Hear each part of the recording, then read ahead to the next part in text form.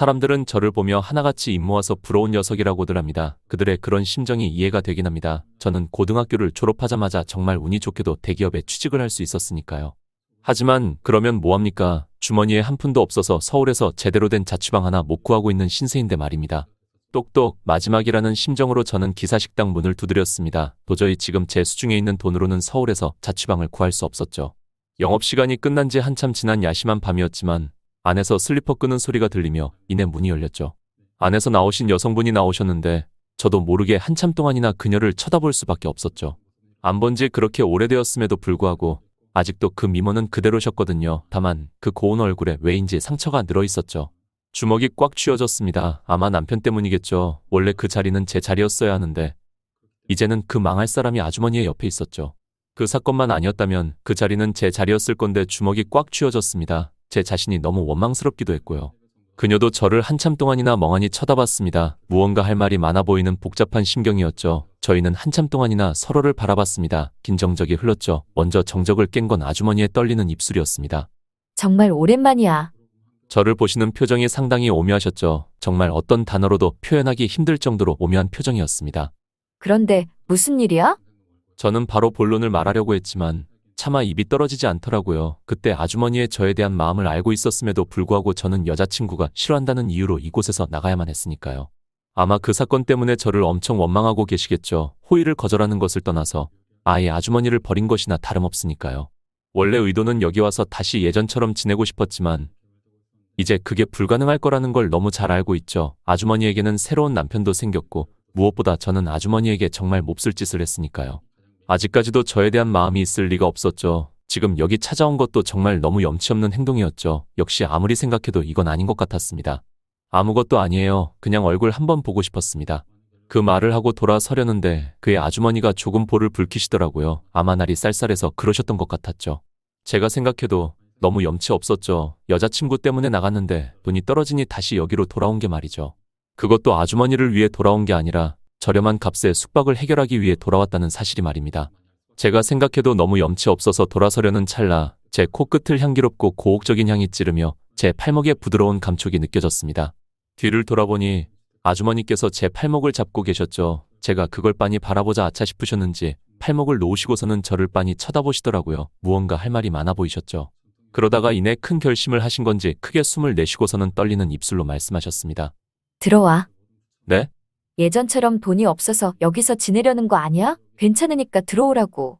예전과 똑같은 상황이었지만 저는 당황할 수밖에 없었죠. 그렇게 몹쓸 짓을 하고 떠났는데 이번에도 다시 받아주시겠다니요. 아마 저에 대한 마음이 완전히 사라진 지 오래이실 텐데 말입니다. 그뿐만 아니라 남편분도 이제는 있으셔서 괜히 저 기사식당에 저를 들여다 놓았다가 그걸 들키기라도 한다면 엄청 곤란한 상황에 빠지실 게 분명한데. 빨리 들어와.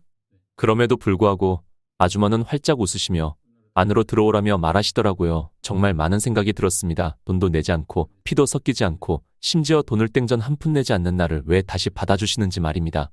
그때 사건 때문에 앙심을 품으셨을 수도 있는 것이고 지금은 예전과 다른 의도가 있을 수도 있었죠. 예전과는 분명 달라지셨을 게 분명하니까요. 그래서 불안했습니다. 안 들어와? 아주머니께서 고개를 갸웃하시며 말했죠. 저는 안으로 걸어 들어가기 시작했습니다. 사실 저에게 선택지 따위는 없었죠. 갑자기 발령난 서울, 거기 월세는 제가 감당할 수는 없었죠. 대기업 월급이라면 감당할 수 있지만 제 월급의 대부분은 친가에 보내지고 있으니 말입니다. 제 여자친구도 처음에는 제가 대기업이라고 좋아했지만 제 월급 대부분이 친가로 간다는 사실을 알고 나서는 슬금슬금 저에게서 멀어지는 게 보이기 시작하더라고요. 저에게는 어차피 선택지가 없었죠. 기사식당 내부로 들어갔는데 조금 놀랄 수밖에 없었습니다. 식당 내부로 쭉 들어가면 방이 하나 나오는데 원래 저는 거기서 숙식을 했습니다. 하지만 상당히 허름했었죠. 침대는 삐걱대고 아침에 해가 뜨면 눈이 부셔서 잠을 제대로 자지도 못했습니다. 그런데 이번에는 완전히 달랐죠. 침대도 엄청 깔끔해 보였고 암막 커튼도 달려 있었습니다. 저는 멍하니 아주머니를 바라봤죠. 여기서는 저 말고는 아무도 지내지 않았던 걸로 알고 있는데 말입니다. 여기서 자면 돼. 놀랄 수밖에 없었습니다. 아주머니가 지내시는 곳은 이 방에서 조금 더 안쪽으로 들어가면 나오는 큰 방이었거든요. 즉, 아주머니는 이곳을 전혀 쓰시지도 않는데도 이곳을 엄청 꾸며놓으신 것이었죠. 설마 나를 위해서 이렇게 해놓으시고 기다리신 건가? 대체 왜? 정말 온갖 생각이 다 들더라고요. 그의 아주머니는 피식 웃으시며 말하셨습니다. 오늘 많이 피곤해 보이니까 푹 자고 내일 보자. 그 말을 남기고서는 저쪽 안방으로 들어가시더라고요. 저도 확실히 너무 피곤하긴 했기에 바로 침대에 몸을 뉘었습니다. 정말 너무 푹신하고 좋더라고요. 몸이나 주변 환경은 잠을 자기에 최적의 상태였지만 제 머릿속은 무척이나 복잡했죠. 대체 왜 이렇게 해주신 건지 말입니다. 저에 대한 복수 때문인지 아니면 혹시라도 나를 기다리고 계셨던 건지. 정말 온갖 복잡한 생각들이 제 머릿속을 지나치더라고요. 그럼에도 몸이 너무 피곤했기에 얼마 지나지 않아 깊은 잠에 들었습니다. 눈이 떠지자 정말 맛있는 냄새가 제 코끝을 찔렀죠. 저는 휴대전화를 봤습니다. 알림은 울렸지만 저는 깨지 않았더라고요. 정말 오랜만에 푹 자서 그런지 컨디션은 좋았습니다. 기사식당 근처가 바로 회사라서 시간 여유도 있는 상태였고요. 저는 문을 열고 밖으로 나갔죠. 그러자 아주머니가 저를 보시며 활짝 웃으시더라고요. 깼어? 순간적으로 저는 그 미소를 보고 얼어붙을 수밖에 없었죠. 정말 40대라고는 전혀 믿기지 않을 만큼 고운 피부에 수수한 이목구비. 누가 보더라도 예쁘다는 소리가 나올 만한 외모를 지니셨습니다. 아침에 보니 훨씬 더 빛나는 미모였죠. 다만 그 고운 얼굴이 지금 결혼한 남편 때문에 점점 상하고 있다는 게 문제였지만요. 마음 같아서는 만나서 한 소리 하고 싶었지만 그럴 순 없었죠. 저는 오히려 남편이 이곳을 오지 않기를 바라야만 하는 상황이었죠. 만약 아주머니와 제가 같이 살고 있는 걸 보게 되면 곤란한 상황이 펼쳐질 게 분명하니 말이죠. 아주머니는 부엌에서 요리를 하고 계시더라고요. 엄청난 진수성찬을 차리고 계셨습니다. 아마 아침 준비를 하고 계시는 듯했죠. 정말 맛있어 보이긴 했습니다. 아마 남편을 위해 차리고 계신 거겠죠. 그 식사를 차리고 계신 아주머니의 표정도 상당히 즐거워 보이셨습니다. 남편이 그렇게 때리긴 하지만 아주머니는 남편분을 좋아하시는 듯했죠. 참 부러웠습니다. 아주머니가 차린 저런 진수성찬을 매일마다 먹을 수 있다는 사실이 말입니다. 군침이 돌더군요. 배에서 꼬르륵 소리가 나기도 했고요. 저는 아주머니께 간단히 인사를 드리고 밖으로 나가려 했죠. 평소처럼 그냥 편의점에서 빵 하나 사서 먹고 가려고 했죠. 원래는 조금 서러웠지만 이제 너무 익숙해져서 아무렇지도 않았습니다. 그런데 아주머니께서 나가려는 저를 보고서는 말씀하시더라고요. 어디가? 저는 의아함을 가지고 쳐다봤죠. 이거 먹고 가. 너 때문에 이렇게 준비한 건데. 그러면서 요리들을 식탁 위에 올리기 시작하시더라고요. 정말 엄청난 진수성찬이었습니다. 저를 위해서 아침 일찍 일어나서 저렇게 진수성찬을 차려주셨다는 사실이 도저히 믿기지가 않더라고요. 저는 멍하니 자리에 앉았습니다. 볼을 꼬집어봐도 현실이더라고요. 저는 그렇게 평소와 달리 엄청한 게 진수성찬을 먹고서 회사에 출근했습니다. 회사는 가까웠기에 도보로 걸어갔죠. 원래라면 그 시간에 이어폰을 꼽고 시사 공부를 합니다. 아무래도 고졸이다 보니 무식하다고 무시하는 사람들이 많았거든요. 그래서 저는 항상 살아남기 위해서 배웠죠. 그럼에도 멸시의 시선을 계속 존재했고 저는 저를 끊임없이 증명해내야만 했죠. 고졸이었기에 대졸보다 훨씬 지식이 많아야만 간신히 동등한 위치에 설 수 있으니 말입니다. 그런데 오늘은 도저히 뉴스들이 제 귀에 들어오지 않더라고요. 머릿속이 아주머니에 대한 생각으로 가득 들어찼습니다. 왜 그때 아주머니를 버리고 여자친구를 선택했던 나에게 이렇게까지 해주시는지 말입니다. 그때 아주머니를 떠날 때 그렇게 원망스린 눈빛으로 저를 보시던 건 잊을 수가 없었죠. 무슨 다른 의도라도 있는 것인가? 아니면 혹시라도 나에 대한 마음이 아직도 남아있는 것일까? 도저히 모르겠더라고요. 우선은 그런 건 잠시 미뤄두기로 했습니다. 저는 회사에서 반드시 살아남아야 하니까요. 그래야만 제 부모님과 제 동생들이 살아갈 수 있으니까요. 저희 집은 제가 찢어지게 가난하고 부모님들도 일을 하시지 않는 상황이셨죠. 동생들은 전부 미성년자였고요. 그래서 저는 가수라는 꿈을 포기하고 고등학교를 졸업하자마자 취업을 택할 수밖에 없었죠. 그래도 다행히도 대기업에 취직해서 남들 앞에서 깔보이진 않지만 정작 회사에서는 고졸이라고 엄청 무시당하기 일상이었죠. 그래도 견뎌야만 했습니다. 그래야만 제 부모님과 제 동생이 살 수 있으니 말입니다. 회사에 출근하니 제가 가장 먼저 와 있었죠. 저는 평소처럼 선배들의 컴퓨터 전원을 켜고 책상들을 닦기 시작했죠. 원래 이런 건 본인들이 직접 해야 하지만 저는 살아남기 위해서 이런 걸 할 수밖에 없었죠. 이렇게라도 하지 않으면 저는 고졸로 이 대기업에서 살아남을 수가 없으니 말입니다. 얼마 지나지 않아 선배들이 출근하기 시작했죠. 그들은 자신의 자리에 앉더니 깨끗한 컴퓨터와 책상에 흡족해 하더군요. 이게 바로 제가 살아남는 방식이었죠. 그런데 마지막으로 들어온 팀장은 자기 자리에 앉더니 인상을 찌푸리고서는 말하더라고요. 야! 호칭도 없는 표현이었죠. 아예 사람으로 존중도 해주지 않는다는 뜻이었습니다. 누군가를 지칭하는지도 명확하지 않았지만 그 부서 사람들 모두 누구를 지칭하는 건지 알 수 있었죠. 바로 저를 지칭하는 것이었습니다. 저는 급하게 그쪽으로 다가갔죠. 그러자 팀장님이 자기 모니터를 손가락으로 툭툭 치며 말하더라고요. 여기 먼지 있는 거 안 보여? 모니터 왼쪽 모서리 끝에 정말 작은 먼지가 묻어 있었죠. 그 뒤로는 저에게 온갖 모독을 쏟아내기 시작했습니다. 아마 오늘도 아내분과 싸우신 듯 했죠. 그 스트레스를 저에게 완전히 푸시는 것이었습니다. 어떻게든 작은 트집을 하나 잡아서 말이죠. 다른 팀원들도 그걸 보고서는 조금 심하다는 생각을 했지만 그 누구도 입을 번긋하지 않았죠. 그야 괜히 밉보였다가는 자기만 손해니까 말이죠. 그래도 저는 견뎠습니다. 이게 제가 살아남는 방식이었고, 이렇게 해야만 제 가족이 살아갈 수 있으니 말입니다. 그리고 저에게도 희망이 생기기 시작했죠. 팀장은 저에게 온갖 폭언들을 쏟아내다가 이내 만족했는지 저에게 그러더라고요. 그 프로젝트는 잘 준비하고 있지? 네, 물론이죠. 잘 준비하고 있습니다. 그래, 잘해봐. 그러면 이번에 네가 승진할 수 있을 테니. 저는 고개를 꾸벅 숙이고서는 자리로 들어왔죠. 원래 고졸이 이 대기업에 입사를 하더라도 승진은 꿈도 꾸지 못하죠. 그래서 대부분은 몇 년 다니다가 나가는 게 현실입니다만 저에게는 승진의 기회가 왔습니다. 원래는 불가능하지만 팀장님께서 된다고 호언장담하셨죠. 하지만 솔직히 말하면 불안하긴 했습니다. 팀장님께서는 원래 팀원들이 했던 프로젝트를 낼름 자기 공으로 돌리는 것으로 꽤 유명했거든요. 그뿐만 아니라 승진의 권한도 없으신 걸로 아는데 말입니다. 그럼에도 저는 팀장님의 말을 철석같이 믿고 프로젝트를 진행하는 것밖에 방법이 없었죠. 애초에 저에게 다른 선택권은 존재하지 않았습니다. 다른 사람들은 전부 퇴근한 야심한 밤에도 저는 혼자 남아서 야근을 했습니다. 정말 쓰러질 것 같을 때서야 퇴근을 했죠. 저는 밤 10시에 몸을 이끌고 집으로 돌아갔습니다. 근처 편의점에서 빵을 하나 사서 돌아가기 시작했죠. 우물우물 씹는데 고물을 씹는 것 같은 질감이었죠. 정말 맛도 없는데 식감도 별로인 정말 말 그대로 살기 위해서 먹는 음식이었죠. 마음 같아서는 밥을 먹고 들어가고 싶은데 이미 근처 식당은 다 닫은 지 오래였고 혹시라도 연 곳이 있다면 너무 비싸서 제 주머니에 사정으론 무리였죠. 그렇게 대충 배를 채우고 기사 식당으로 돌아왔죠. 역시나 불이 꺼져 있더라고요. 아주머니께서도 내일을 위해 일찍 자고 계신 듯했죠. 저도 피해 안 주려고 조심히 들어갔는데 아주머니께서 깨셨는지 눈을 비비적거리며 나오시더라고요. 왔어? 죄송스러웠죠. 제가 문 여는 소리 때문에 깨신 듯 했으니까요. 저는 사과를 드리고 방에 들어가려는데 부엌으로 걸어가시더라고요. 밥 안 먹었지. 해줄 테니까 먹고 자. 아니요, 먹고 왔습니다. 괜찮습니다. 너무 죄송스러웠죠. 자고 계신데 깨운 저를 위해서 밥까지 해주신다는 게 말입니다. 게다가 저는 돈도 한 푼 내지 않는데 말입니다. 진짜? 아주머니께서는 의외라는 듯 저를 쳐다보시더라고요. 그런데 얼마 지나지 않아 제 배에서 꼬르륵 소리가 났습니다. 정말 민망했죠. 그의 아주머니도 피식 웃으시더니 말씀하시더라고요. 금방 차려줄 테니까 먹고 자. 아니, 아무리 그래도. 나도 안 먹어서 그래. 나 먹는 김에 차리는 거니까 너무 부담스러워하지 마. 얼마 지나지 않아 아주머니는 저를 위한 식사를 차려주셨죠. 엄청 늦은 시간임에도 불구하고 엄청난 진수성찬이었죠. 아주머니는 저를 보더니 말씀하시더라고요. 어서 먹어. 제가 차마 못 먹고 있자 아주머니께서 피식 웃으시며 그러시더라고요. 아, 배고파라. 그러면 나 먼저 먹는다. 아주머니께서는 젓가락으로 음식들을 집어 드시기 시작하시더라고요. 언뜻 보기만 해도 상당히 배불러 보이시는데 억지로 먹고 계신 게 보였죠.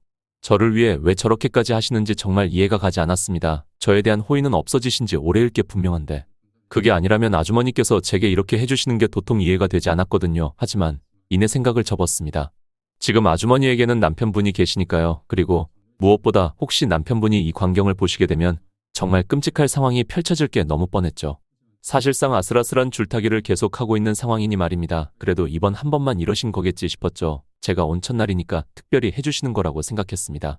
그런데 그게 아니었죠. 저는 엄청 이른 새벽에 출근을 합니다. 그때도 아주머니께서는 저보다 먼저 일어나서 아침을 차리고 계셨고 제가 엄청 늦은 시간에 퇴근할 때쯤이면 항상 엄청난 진수성찬을 차리고 기다리고 계셨죠. 괜히 제가 부담 느낄까봐 본인도 몇 숟가락씩 하시면서 말입니다.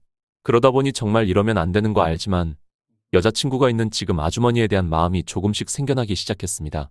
하지만 이어질 수 없는 걸 잘 알기에 금세 마음을 접었죠. 아주머니에게는 남편분이 계신 상태이니 말입니다. 그 뒤로 저는 사실 회사에서 살다시피 했습니다. 이번 프로젝트 말고 다른 걸로 제 머릿속이 차는 게 싫었거든요. 반드시 이번 프로젝트에 성공해서 승진을 해야만 합니다.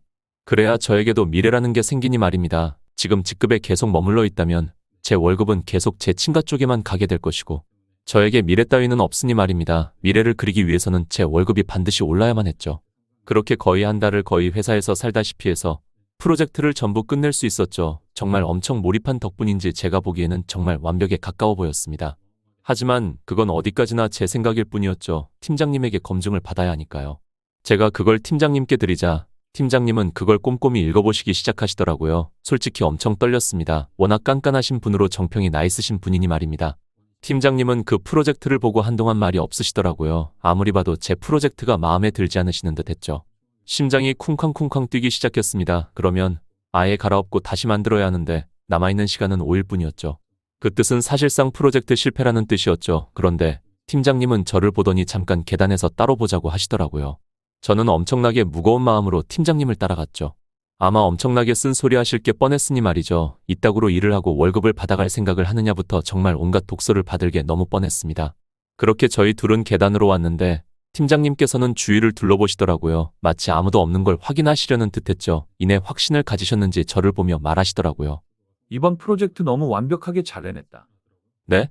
저는 눈이 휘둥그레질 수밖에 없었죠. 팀장님이 누군가를 칭찬해주는 모습은 처음 봤으니까요. 그것도 저 같은 고졸 직원한테는 더더욱 말입니다. 이건 우리 회사에서 그 누구도 보지 못했던 관점이야. 이것만 올라가면 정말 우리 부서는 엄청나게 주목받을 것 같구나. 팀장님께서 제 어깨를 두들겨 주시며 말씀하시더라고요. 정말 잘했다. 그에 저도 모르게 눈물이 찔끔 나오더라고요. 이 회사에 들어와서 난생 처음으로 받아보는 진심 어린 칭찬이었으니 말입니다. 항상 고졸이라는 이유로 무시당하기 일쑤였고 제 능력을 알아보려고 하지 않는 사람들이 대부분이었으니 말입니다. 정말 너무 감사합니다.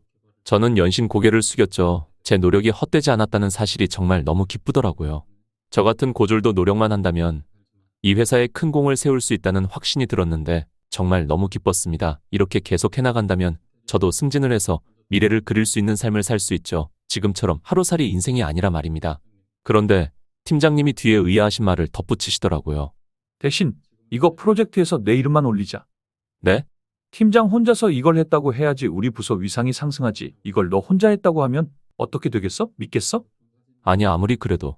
시끄럽고 내가 하자는 대로 해. 알겠어? 순식간에 엄청나게 살벌한 눈을 뜨신 채로 말했죠. 저는 그의 대꾸도 하지 못했습니다. 그 어떤 말도 할 수 없었습니다. 저는 그때 알 수 있었죠. 저는 이 회사에서 까라면 까는 대로 해야 하는 최악자라고요. 이게 현실이었죠. 고졸의 백도 없는 제가 이 회사에서 살아남는 방식은 단 하나였습니다. 정말 머리숱도 보이지 않을 만큼 바짝 엎드리는 것이었죠. 네, 알겠습니다. 당연히 그게 맞죠. 그의 팀장도 흡족한 웃음을 짓더라고요. 원래라면 여기서 끝냈겠지만 이번에는 차마 그러지 못했습니다.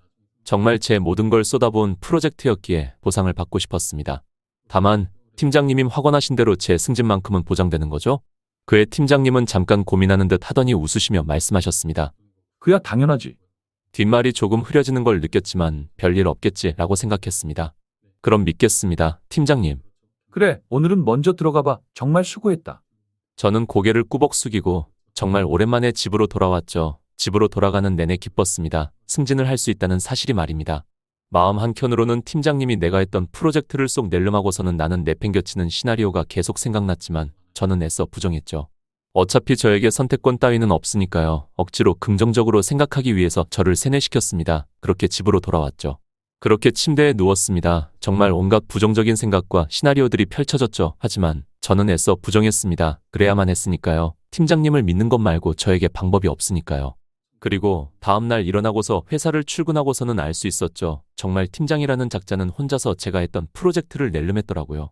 도저히 화나서 못 참겠어서 잠깐 보자고 했죠. 얼마 지나지 않아 팀장님이 옥상으로 나오시더라고요. 저희 둘밖에 없었죠. 제가 따져서 묻자 처음에는 어쩔 수 없는 거 알잖아. 미안하다며 능청스레 넘어가시려고 하더군요. 그때서야 제대로 알 수 있었죠. 팀장님에게 저는 그저 까라면 까는 대로 하는 만만한 직원일 뿐이라는 사실을요.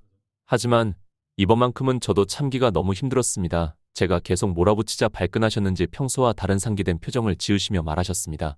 고졸이면 좀 주제를 알고 납작 엎드려서 기어. 네가 승진은 무슨 승진이야. 아, 대학도 안 나온 멍청한 애한테 이런 말 해봤자 못 알아들으려나. 그 말을 픽 던지고서는 안으로 들어가더라고요. 주먹이 부들부들 떨렸습니다. 애써 외면했습니다. 열심히 하면 고졸이라도 승진할 수 있을 거라고요. 하지만 현실은 냉혹했죠. 제가 이루어낸 성취는 이렇게 항상 남이 낼름해서 자기 것인 것 마냥 포장을 하겠죠. 사실 진작에 알고 있었지만 애써 외면했지만 이제는 직시할 때가 된 것이었죠. 얼마 뒤 회사에 들어가자 제가 했던 공로로 사장님까지 내려와서 팀장님을 칭찬하시고 계시더라고요. 정말 대단하다면서 이런 걸 어떻게 생각했냐면서. 뭘 이런 걸 가지고 그러십니까? 당연히 해야 하는 일인걸요. 정말 속이 부글부글 끓더라고요. 정말 너무 원망스러웠지만 아무것도 할 수 없는 제가 더 원망스러웠죠. 그 일로 인해서 팀장님은 혼자서 더 승승장구하기 시작했죠. 너무나도 극심한 스트레스에 저는 잠도 잘 이루지 못했죠. 매번 악몽을 꿨습니다. 제 신음소리에 아주머니께서 깨셨는지 방 문을 열어보시더라고요. 괜찮아? 아니 괜찮지 않네요. 이번엔 차마 괜찮다는 말을 할 수 없었죠. 그럼에도 저는 회사를 꾸역꾸역 다녔습니다. 가족들을 먹여 살려야 하니까요. 매번 야근을 하면서 말이죠. 그런데 그렇게 하면 할수록 제 정신은 한계에 봉착하기 시작했죠. 제가 그렇게 힘들게 이루어낸 성취는 전부 다른 사람들이 낼름 가져갔고 결국 자신들의 공으로 돌렸으니까요. 저는 매번 열심히 일하기만 하고 제 손에 쥐어지는 것은 없었죠. 그럼에도 정말 열심히 일했지만 어느 순간부터는 정말 아무 의욕이 생기지 않았습니다. 숟가락 하나 드는 것조차 힘들더라고요. 그제서야 회사는 저에게 휴식이라는 명목으로 연차를 내주더군요. 정신과에 가보니 번아웃 증후군이라더라고요. 정말 열심히 일을 했는데 성과는 돌아오지 않아서 완전히 다 소진된 상태 말입니다. 의사 선생님께 제 사정을 말하자 그만두라고 하시더라고요. 그렇게 되면 아마 몇 년 안에 단명할 거라고 말이죠. 하지만 제 가족사에 대해 듣자 차마 더 이상 말을 꺼내시지 못했습니다. 집에 터덜터덜 걸어가는 길에 저는 어머니에게 전화를 걸었죠. 아들 무슨 일이야? 그게 엄마 있잖아. 사실은 회사를 그만두고 싶다는 말이 목구멍까지 차올랐습니다. 정말 이대로 계속 쭉 이어간다면 40전에 단명할 것만 같았거든요. 하지만 차마 다음 말을 듣고 입으로 내뱉을 수가 없었습니다. 너 덕분에 우리 가족 너무 잘 살고 있어. 동생 바꿔줄까? 얼마 지나지 않아 앳된 목소리가 휴대전화 너머로 들리기 시작하더군요.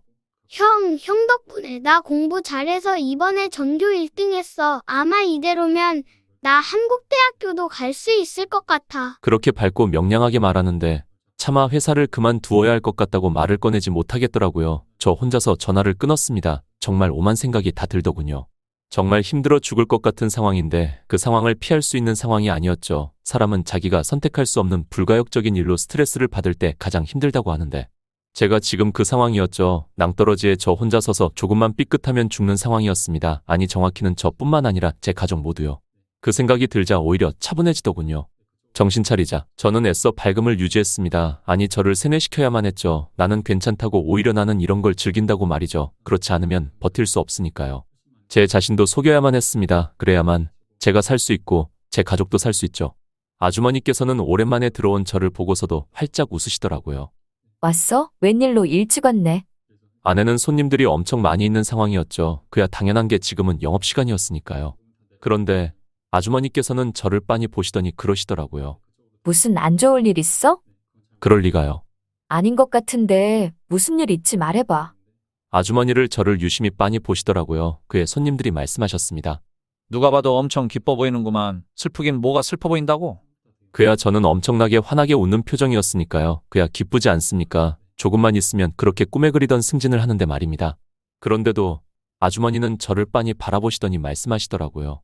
오늘 영업은 조금 빨리 끝내겠습니다. 뭐, 그게 무슨 소리야? 손님들의 불만이 있었지만 아주머니께서는 엄청 단호하셨죠. 원래 이러시지 않는 분이셨기에 손님들도 적잖아 당황한 눈치였습니다. 이내 얼마 지나지 않아 아주머니와 저만 이 기사식당에 남게 되었죠. 아주머니가 먼저 말을 꺼내셨습니다. 무슨 일 있는 거야? 솔직히 말해봐. 정말 아무 일 없어요. 그의 아주머니는 빤히 저를 바라보시더라고요. 역시 아주머니는 못 속이겠더라고요. 그에 저는 솔직하게 말씀을 드리는 수밖에 없었습니다. 집안 사정이 넉넉하지 않아 대기업에 취직했음에도 내 월급 대부분이 가족들 생활비로 나간다고 미래를 그리기 위해서는 승진을 해야 해서 이번 프로젝트에 정말 미친 듯이 몰입했다고요. 그런데 지금 그 프로젝트가 빼앗길 것 같아서 너무 불안하다고요. 그의 아주머니는 고개를 푹 숙이시더라고요. 입술을 꽉 깨무시면서요. 그 누구도 제 상황에 대해 알려고 하지 않았습니다. 그야 이렇게 우중충한 이야기를 누가 좋아해 주겠습니까? 제 여자친구에게 말해봤자 피곤하다면서 전화를 끊을 뿐이었죠. 이기적이었죠. 하지만 인간은 누구나 이기적이지 않습니까? 별 놀랍지도 않죠. 하지만 아주머니는 정말 자기 일인 것 마냥 슬퍼해 주시고 공감해 주셨습니다. 그럼 차라리 이번 기회에 너 꿈을 펼치는 게 어때? 네? 너 오래전부터 가수가 되고 싶어 했잖아. 주먹이 꽉 쥐어졌죠. 사실 저는 어릴 적부터 가수가 되고 싶었지만 집을 위해서 저는 가수의 꿈을 접고 취업을 선택할 수밖에 없었죠. 제가 빨리 취업 전선에 뛰어들지 않으면 저희 집이 풍비박산이 나니까요. 저는 너무 힘들 때마다 항상 음악 가사를 적으면서 휴식을 취하곤 했죠. 그러면서 가수가 되어 몇만 명의 군중들 앞에서 노래를 하는 상상을 하면 정말 너무 짜릿하고 온 세상을 다 가진 것만 같았죠. 그걸 상상하는 것만으로도 정말 세상을 다 가진 것 같고 이 힘겨운 현실에서 벗어나 동심으로 돌아갈 수 있었죠. 저도 너무 그러고 싶지만 현실은 제 그런 꿈을 펼칠 수 없게 만들었죠. 저도 그러고 싶은데 저희 집 상황 지금 어떤지 잘 아시잖아요. 그걸 아주머니도 잘 알고 계셨죠. 그래서 그걸 모르실 리는 없으실 텐데. 내가 그것도 고려하지 않고 그런 말을 꺼냈을까? 돈은 내가 너희 집에 매달 보내줄게. 네? 저는 눈을 휘둥그레 뜰 수밖에 없었습니다. 절대 작은 돈도 아니었죠. 자그마치 몇백만 원에 달하는 돈을 저희 집에 보내주겠다니요. 그리고 너 가수가 될 때까지 내가 뒷바자리 해줄게. 처음에는 장난이겠거니 했지만 아주머니의 표정을 보니 그게 아니라는 것을 알 수 있었죠. 정말 엄청나게 진지하신 표정을 짓고 계셨습니다. 아주머니의 상황도 별로 넉넉하지 않은 걸로 알고 있습니다. 이 기사식당이 아주머니가 가지신 거의 전 재산이니까요. 여기서 나오는 수입이라고 해봤자 그렇게 많지 않을 것이 뻔한데 그 돈으로 제 부모님께 돈을 보내드리는 것뿐 아니라 제가 가수가 될 때까지 뒷바라지까지 해주시겠다니. 원래 저라면 남에게 빚지고는 못 살기 때문에 거절했을 겁니다. 아주머니도 너무 힘들게 뻔하고요. 하지만 이번만큼은 거절할 수가 없었습니다. 정말 이 기회가 아니라면 저는 이 구렁텅이를 벗어날 수 없을 것 같았거든요. 이대로 가면 저는 스트레스 때문에 단명할 것도 너무 분명했고요. 걱정하지 마. 나 여유 있으니까 이 기사식당 말고 다른 건물도 있고 말이야. 아주머니께서 웃으며 말하시더라고요. 저 건 분명 거짓말입니다. 아주머니께서 이 기사식당 말고 다른 수입원은 없으니까요. 하지만 저에게 부담을 주지 않기 위해서 저런 말을 하신 거겠죠. 아주머니에게 상당히 큰 부담이 될 것이 확실했죠. 하지만 저는 그 사실을 알고도 아주머니의 저 거짓말에 속아야만 했죠. 그래야만 이 거지 같은 상황을 탈출할 수 있으니까요. 정말 비겁하지만 말입니다. 정말 너무 감사합니다, 아주머니. 저는 고개를 90도로 숙였죠. 그러면서 제 눈에서는 닭똥 같은 눈물이 질질 흘렀습니다. 나는 아주머니를 버리고 여자친구를 선택했는데 아주머니는 나를 위해서 대체 왜? 정말 너무 고마웠습니다. 나는 아주머니에게 어떤 짓까지 했는데 아주머니는 그럼에도 나를 위해 이렇게까지 해주시겠다니. 정말 제 평생 운을 아주머니를 만나기 위해서 썼다고 해도 과언이 아닐 정도였죠. 아주머니 덕분에 저는 확실히 결심을 할 수 있었죠. 아주머니와 그렇게 한참을 이야기를 나누다가 방에 들어가서 정말 늘어지게 푹 잤습니다. 얼마 만에 이렇게 잤는지 정말 너무 개운하더라고요. 제 컨디션이 이렇게 좋을 수도 있다는 사실에 놀랐습니다. 시계를 보니 이미 출근 시간을 한참 넘은 시간이었죠.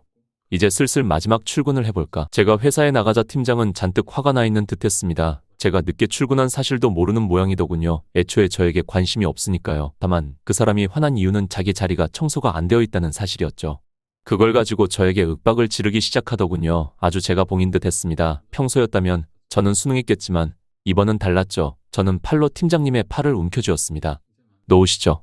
그리고는 팔을 뿌리치고는 팀장님을 내팽겨쳤죠. 팀장님은 그 순간 주변을 둘러보더라고요. 당장 아픈 것보다 다른 직원들이 다 보는 앞에서 자신이 무시당한 것에 상당한 모멸감을 느꼈겠죠. 그걸 아는 사람이라면 나한테는 왜 그렇게 많은 사람들이 보는 앞에서 윽박을 질렀는지. 너 이게 무슨 짓이야? 자기가 당해보니 아주 부글부글 대더라고요. 그게 퍽이나 우스웠죠. 반말하지 마라. 뭐? 하급자가 한 공을 낼름 가로채서 기생충 주제에 나한테 반말하지 말라고. 그의 팀장은 전곡을 찔렸는지 이전에 보여준 적 없던 표정을 보여주더라고요. 얼굴이 완전히 빨갛게 달아올랐습니다. 너 나한테 밉보이고 이 회사에 다닐 수 있을 것 같아? 너 아주 매장을. 안 그래도 퇴사하려고. 뭐? 그에 저는 사표를 냈죠. 전혀 상상도 하지 못했는지 팀장의 눈이 휘둥그레지더라고요. 너? 팀장은 전혀 예상하지 못한 반응에 당황한 듯했죠. 팀장은 사실 엄청나게 주도면밀한 사람입니다. 사람 건드리는 것도 봐가면서 건드리죠. 고졸이라도 배경이 좋다면 절대 함부로 대하지 않습니다. 저같이 배경도 없는 녀석들을 주요 타겟으로 삼죠. 아마 저는 팀장 입장에서 최적의 먹이였을 겁니다. 아무리 몹쓸 짓을 당해도 부양해야 할 가족 때문에 그만두지 못할 거라는 걸 너무 잘 알고 있으니까요. 그걸 이용해서 팀장도 안심하고 제 공을 가로챈 것일 텐데 제가 갑자기 퇴사하겠다니 당황할 수밖에 없었죠. 그런 팀장의 표정은 꽤나 재미있긴 했습니다. 예전에는 정말 하늘 같았지만 생각보다 별 볼 일 없는 사람이더군요. 그 팀장의 우스꽝스러운 표정을 못 본다는 사실은 조금 아쉽긴 했죠. 저는 집으로 걸음을 돌렸습니다. 집으로 돌아오자 아주머니가 기다리고 계시더라고요. 정리는 잘하고 왔어?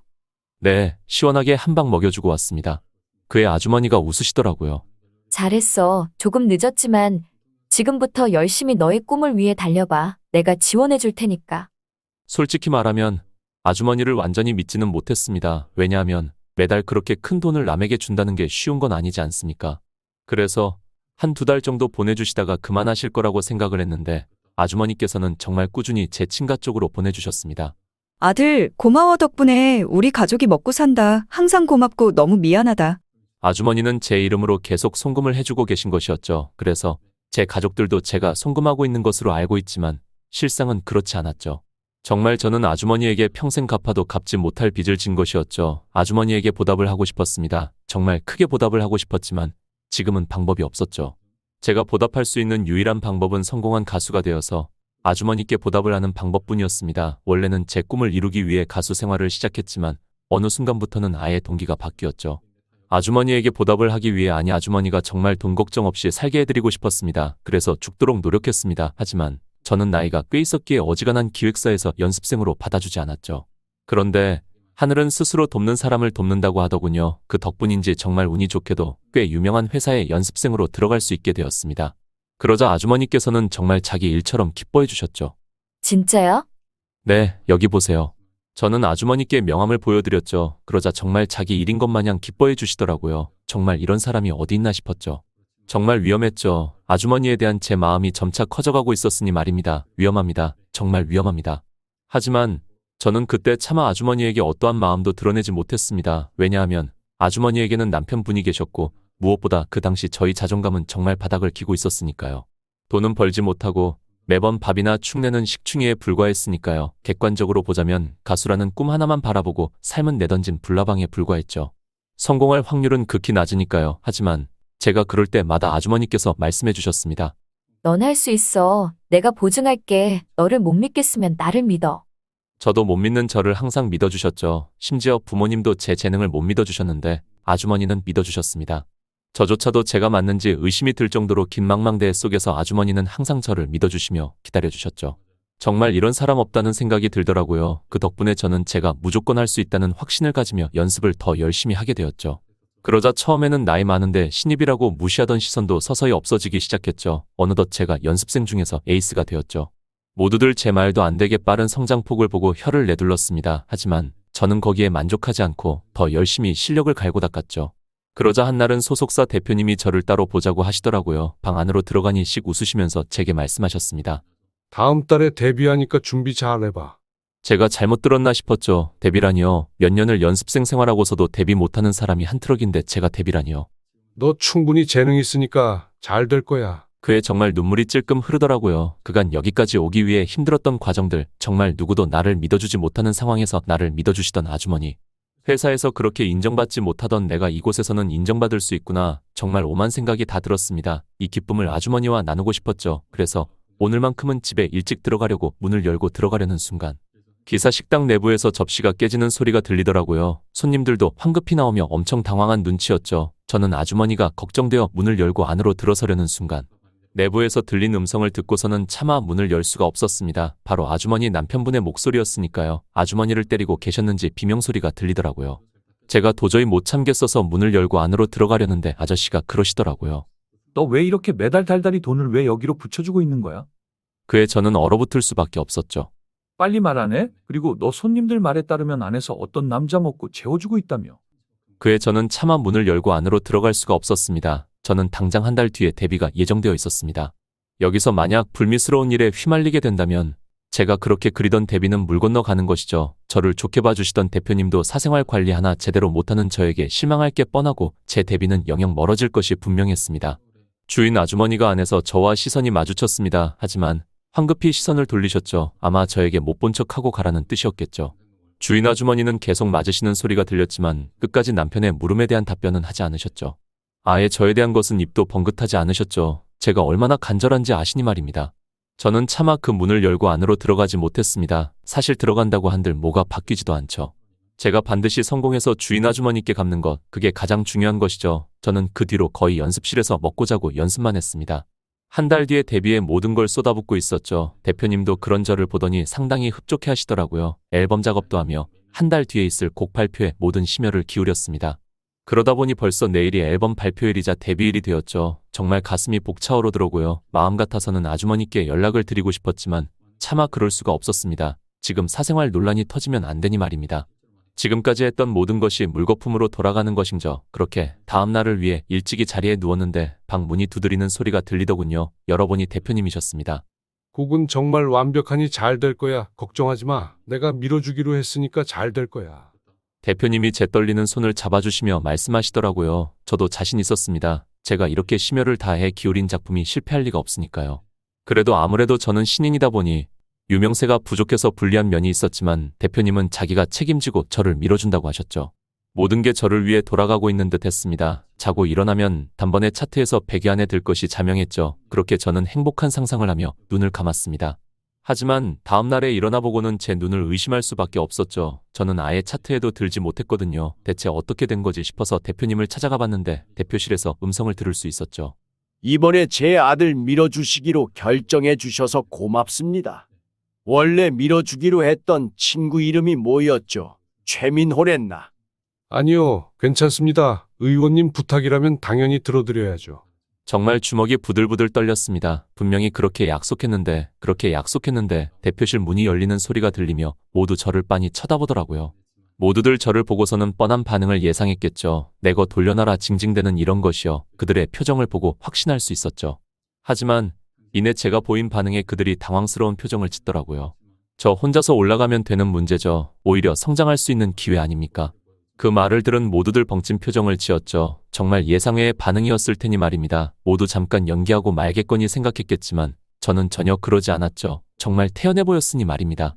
사실 저는 진짜 이렇게 생각을 했습니다. 그간 겪었던 고난을 생각하면 이것쯤은 아무 일도 아니죠. 무엇보다 이렇게 좌절하고 있다고 뭐가 바뀌진 않죠. 그런 감정에 시간을 빼앗기고 있을 여유도 없고 말입니다. 저는 반드시 성공해서 아주머니께 보답을 해야 하니 말입니다.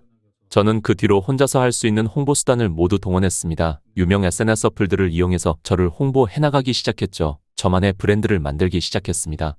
처음에는 조회수가 저조했지만 저의 가창력을 보고서는 점점 사람들의 팔로워가 늘기 시작했죠. 그러다 보니 차트에서 제 순위는 점점 올라가기 시작하더니 어느덧 저 대신 밀어줬던 친구보다 순위가 높아졌죠. 결국 본질이 중요한 것이었던 거죠. 그 뒤로는 탄탄대로였습니다. 온갖 유명한 프로그램에 출연해서 돈이란 돈은 전부 쓸어 담았죠. 전부 아주머니를 위해서 말입니다. 이제 정말 돈이라면 부족하지 않을 정도로 많이 벌었죠. 이제는 정말 아주머니를 찾아갈 때가 되었다고 생각이 들어서 저는 기사식당으로 찾아갔습니다. 그런데 아주머니가 아니라 전혀 다른 아주머니가 계시더라고요. 대체 어떻게 된 건지 싶어서 물어봤더니 그러시더라고요. 남편이 이혼 소송을 걸었는데 아주머니가 불륜으로 판정나서 엄청난 위자료를 물어주게 되어서 이 기사 식당 건물이 전 남편 소유가 되었다고. 그걸 헐값에 팔아서 자기가 인수해서 여기를 쓰고 있는 거라고 이야기하더라고요. 정말 뒤통수를 한 대 세게 맞은 기분이었죠. 무엇을 위해 그렇게 열심히 살았는데. 저는 아주머니가 어디 가셨는지 물었는데 모르겠다고 하시더라고요. 아마 돈이 없어서 엄청 시골에 갔을 거라는 말만 남기고서 말이죠. 저는 그 뒤로 시골 방방 곳곳을 찾아다니며 아주머니를 찾아다니기 시작했죠. 아주머니는 어느덧 제 삶의 이유가 되었으니 말입니다. 하지만 아주머니를 찾을 수가 없었습니다. 정말 일부러 작정하고 자취를 감추신 건가 하는 생각이 들었죠. 그렇게 사실상 포기를 하고 휴게소 식당에서 밥이나 먹고 올라가기 위해서 근처 백반집에 들어갔습니다. 그런데 저 부엌 안에서 너무나도 아주머니와 닮은 실루엣이 보였죠. 손님, 주문 안 하세요? 저는 종업원의 말도 듣지 못한 채로 안으로 부엌 안으로 들어갔죠. 부엌 안에 있으신 분들 모두 저를 보고서는 이상한 사람이라고 생각한 모양이더라고요. 그야 당연했죠. 손님이 갑자기 대뜸 부엌 안으로 들어오니까요. 그런데 그 당시 저에게 그건 중요하지 않았습니다. 하지만 아주머니는 묵묵히 설거지를 하고 계셨죠. 저는 그녀의 팔목을 턱 잡고서는 말했습니다. 아주머니, 너무 찾아다녔습니다. 아주머니는 저를 보더니 경멸스러운 표정으로 말씀하시더라고요. 누구신데 이러세요? 제 팔을 뿌리치셨죠. 그때서야 아차 싶었습니다. 너무 유명해져서 이제는 마스크와 모자를 쓰지 않고서는 길거리를 돌아다닐 수가 없으니 말입니다. 저는 결국 완전히 이상한 사람이 된 것이었죠. 우선은 밖으로 나왔는데 거기 사장님이 저를 따라 나오시더라고요. 완전히 화가 잔뜩 나신 표정이었죠.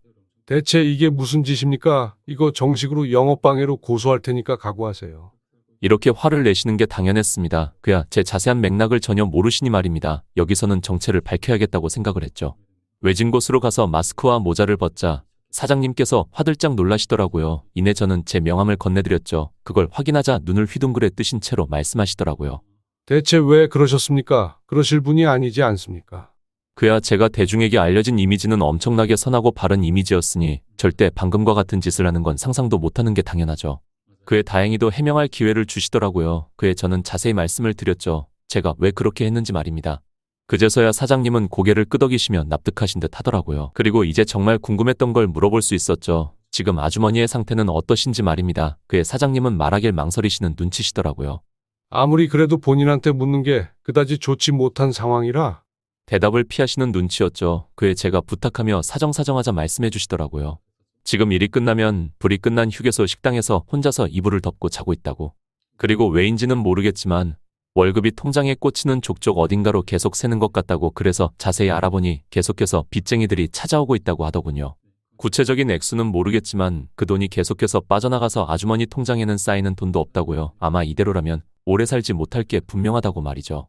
너무나도 안쓰러워서 도와주고 싶지만 사장님도 당장 급한 불 끄기 바쁜 처지라 누군가를 도와줄 수 있는 상황이 아니라고 말하시더라고요. 어쩌다 그 빛을 지게 된 건지 그것도 사체에 손대면서까지. 저는 주먹을 꽉 쥐었습니다. 아마 저 때문일 것이 분명하니 말입니다. 아주머니께서 그 기사 식당이 남편 손으로 넘어가고 더 이상 돈이 나올 구멍이 없으셨겠죠. 하지만 저에게 제 가족들의 안위를 약속했기에 돈이 필요한데 제1금융권에서는 대출이 안 나오는 상황이고 그래서 사채를 써서 제 가족들에게 보내주신 듯 했죠. 정말 대체 왜 저를 위해 그렇게까지 해주시는지. 그런데 사장님이 말을 하다 말고 저쪽을 보며 혀를 끌끌 차시며 말하셨습니다. 저 빚쟁이 또 왔네. 하? 얼마 지나지 않아 검은 양복을 입은 험상궂은 남성이 저 가게로 들어가더라고요. 사장님도 곤란하신 눈치였죠. 저것 때문에 아주머니는 직장도 잃으실 것만 같았습니다.